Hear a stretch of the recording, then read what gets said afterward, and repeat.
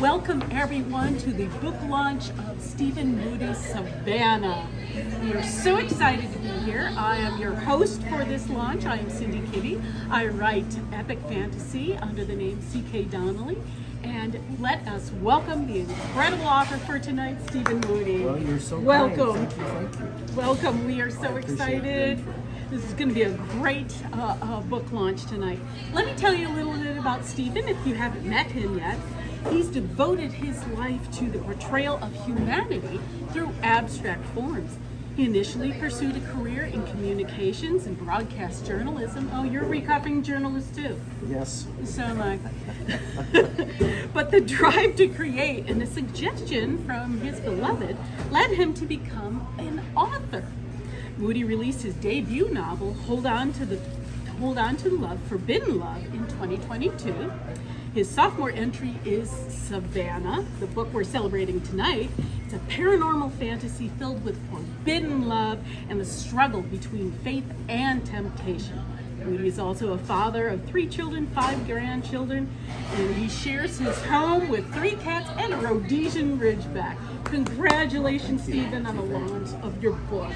All right. I'm very excited. So today's been a big day coming and a lot of work going into it. It's nice to have it. I bet.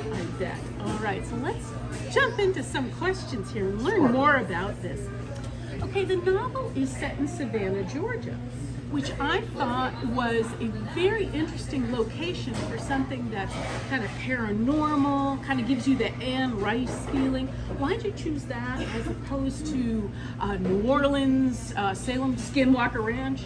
Well, the cover of the book is a painting that I did back in 2020 for an art show that I had in March of 2020, just before the pandemic hit. And I called it Savannah. And to me, this was a painting of a vampire, of someone who was paranormal and, just kind of dark. And we'll get into this a little bit more, but I came to the realization of when I was reading this book that Savannah to me had this whole epic thing of being a city, and if you've ever been there, they have little shops that are paranormal shops. Really? No, I haven't. It's on my bucket list. They have a lot of. I heard it's beautiful. Yeah, they have it's quintessential so Southern gracious charm, but then there's this interesting macabre underbelly. Yeah, yes. And so, to me, Savannah had kind of that undertone of what I was looking for, and wasn't the typical place you would want to go. You would want to go in the book. Right. Fascinating. Now, your protagonist's name is Father Emmanuel, which, history lesson, means God is with us in Hebrew. That's very interesting considering his struggles with faith and his own inner demons. Was that name by choice, or did it just sort of evolve and, oh, hey, by the way? No, it was by choice. And as we get into the book and we see Father Emmanuel and who he is, and the name kind of has a significant role in the book. Yes, so. Interesting. Well, and as we mentioned, he is a Catholic priest, and he struggles with his faith.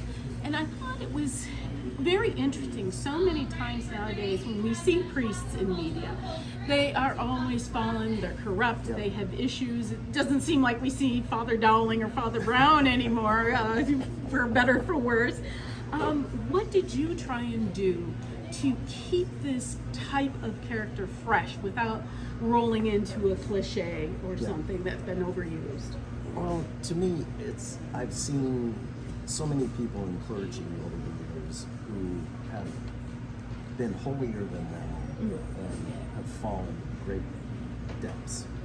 And so when I created this character, it was mainly about creating someone who was struggling within, who had a desire to be the person he was, but at the same time, it was such a difficult thing for him to keep pursuing because of his desires and everything else, that he was just human. So I tried along those lines just to try and keep him relatable, but at the same time to make him human and not so much put him up on a pedestal. Right. Recognized. Yeah, if it was Father Brown or Father Dowling, it would not have worked. That'd be a real switch of character there. One of the things that I found very interesting in the story is there's not a lot of physical description of the characters. Why was that? Other than some of the prostitutes, which are hot, hot, hot. Did you do that on purpose, or focusing on the reason internal? being is, to me, this is a book about spirituality. Okay. This is a book about the inner struggle within each of us of doing the right thing versus all of the things that are out there that tempt us on a daily basis. And so when I was doing this, I wanted the reader to be able to create the image of who they were looking at in their own mind, but I wanted them to see the character of that person. So I tried to describe the character of all of the individuals and then let the reader determine what they look like on the outside. Very interesting, yes. One of the other things that was interesting was in so many Hollywood movies that portray vampires, and certainly in Bram Stoker's original, who wrote Dracula, the vampire has a second form where they transform into a bat or some sort of bat-like character. Here, it's much more magnificent. Your vampires turn into dragons. I found that interesting. Was there a reason behind it, or it's better imagery than a bat? You just go, take care. Well, the reason being... more malevolent, I guess. Every culture has a history or some type of imagery of dragons. Yes, you're absolutely And correct. All yet over the world, surprisingly We so. have no dragons. Yes, Supposedly. supposedly. But some people don't believe in dragons. I'm on the fence. And so there is a scripture in the book of Revelations Correct. that talks about Lucifer being the great dragon and how he was cast down to earth. And God cut off his wings. And this goes into more detail in the book. But anyway, that's where the dragon comes from. Interesting, It's yeah. because yeah. the dragons are descendants of Lucifer. True, and there is plenty of dragon imagery in the Bible, so you're spot on there, certainly. Reading it, I found there were a lot of echoes of some classic horror movies that we know. The Exorcist, movie and the book Interview with a Vampire by Anne Rice. Da Vinci Code, there's a little nod to that, even if some of you film buffs may have heard of Rosemary's Baby back in the 60s.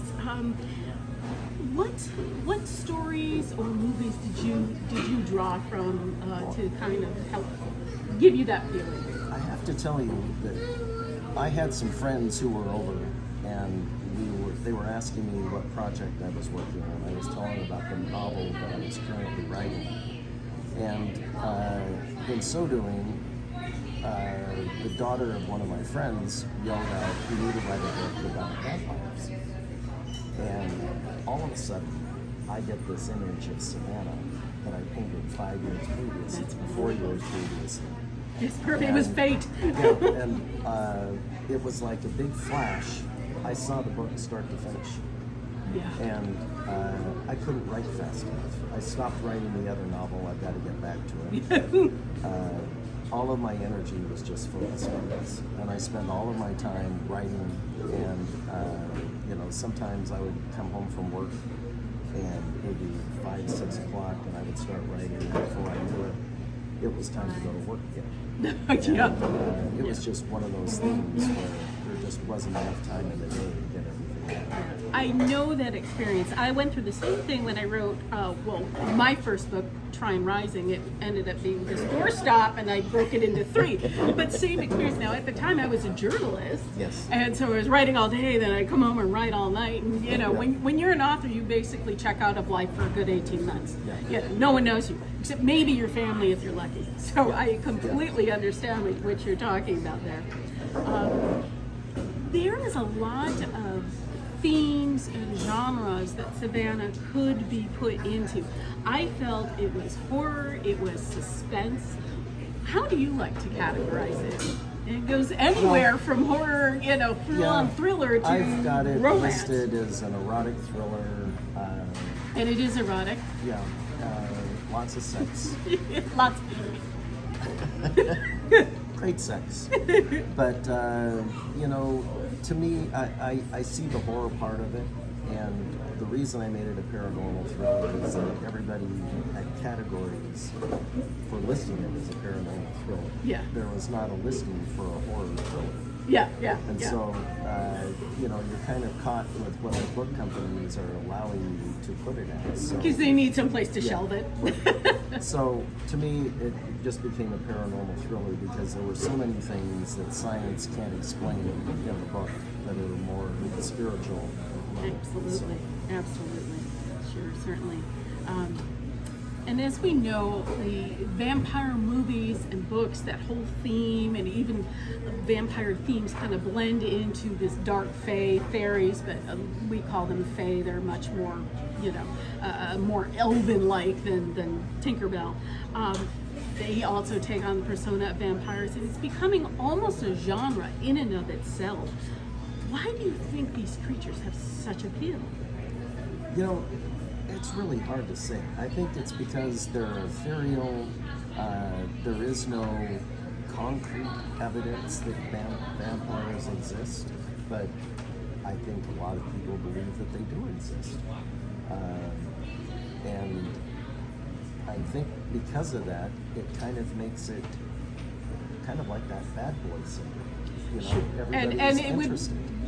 We can't lose the fact that there is a certain an erotic theme with vampires that kind of goes along with it, certainly, which fits in squarely with the themes of the book. Absolutely. Very interesting. And it just, the whole vampire genre really seems to grow. So it'll be interesting to see where it goes next. As I mentioned in your intro, you began life, or you moved to your creative endeavors, and you spent a lot of time being a painter. You still continue to paint. Why did you all of a sudden want to write a book? What made you change your art form? Still paint. So still an artist. I'm very busy in both areas of my life. I had a dream, and this dream involved my girlfriend, and I wrote and told her about this dream through Facebook Messenger, and just kind of like put it all down. And she wrote me back and she said, "You need to write a book." I said, "What do you mean I need to write a book?" I said, "I'm just telling you about a dream." And she goes, "No, just the way that you wrote it, everything, you need to write a book." She could hear the passion for this and project. I said, I think you're crazy. And she goes, "No, you need to write a book." So I began it up, and a month later, I had the first draft of it. Wow, so that's fast. 90,000 words, and it was Nice. one of those things, working sun up to sundown. Yeah.